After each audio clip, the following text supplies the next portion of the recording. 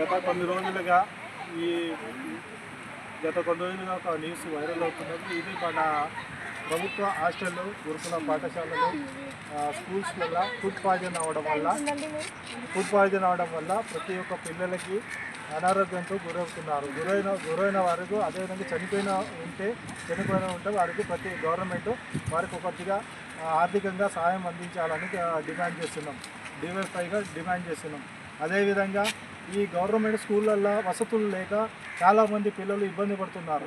హాస్టల్స్లో వారికి దుప్పట్లు కానీ కనీస వసతులు ఏమీ లేకుండా వారు చదువుకోవాలన్న అధ్వానంగా ఉన్నది.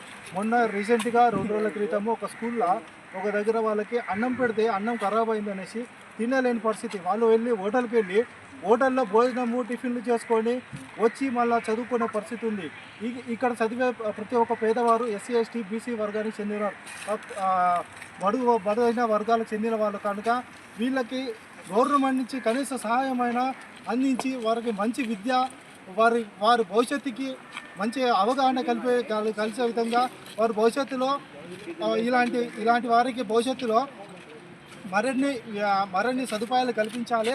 అదేవిధంగా ఇప్పుడు చూసుకుంటే రాష్ట్రంలో మన విద్య కోసము 21,000 కోట్లు 2,91,000 కోట్లు బడ్జెట్ ప్రవేశపెట్టినా కానీ ఒక గవర్నమెంట్ స్కూల్లో కనీసం ఒక టాయిలెట్ కానీ కనీసం టాయిలెట్ కూడా దానికి ఉపయోగంగా లేకుండా ఉండడము, ఆడవారికి ఇబ్బంది, మగవారికి ఇబ్బందిగా ఉండటము.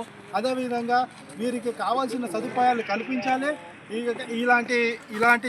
ఇలాంటి అంశం పైన ఈ ఫుడ్ పాయిజన్ అయిన విషయంలో ఎవరైనా గవర్నమెంట్ అధికారి కానీ అక్కడ చేసే వర్కర్స్ కానీ వారిపైన కఠిన చర్యలు తీసుకోవాలి.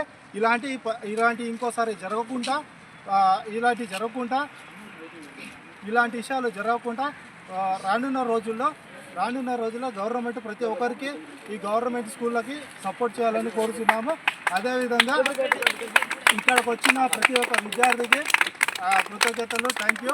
అదేవిధంగా మన ఎస్ఎఫ్ఐ మండల అధ్యక్షుడు ఒక 2 నిమిషాలు మాట్లాడాలని కోరుతున్నాను. 2 నిమిషాలు. థ్యాంక్ యూ అందరికీ.